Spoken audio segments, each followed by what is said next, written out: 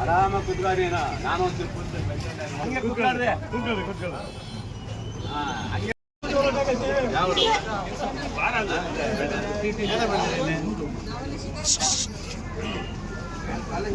ಇದೇನೋ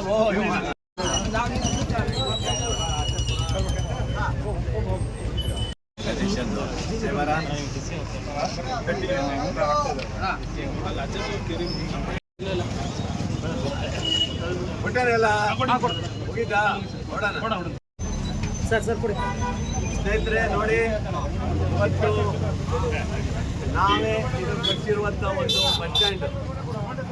ಇಲ್ಲಿ ಸಾರ್ವಜನಿಕರು ಎಲ್ಲ ಬಂದು ಕೊಡೋಕ್ಕೆ ವ್ಯವಸ್ಥೆ ಮಾಡಿರೋ ಬಸ್ ಸ್ಟ್ಯಾಂಡಲ್ಲಿ ಇವತ್ತು ನಾನೇ ಸ್ವತಃ ಬಂದು ಈ ಬಸ್ ಸ್ಟ್ಯಾಂಡಲ್ಲಿ ಕೂತ್ಕೊಂಡು ಚಹಾ ಕುಡಿತಾ ಇದ್ದೀನಿ.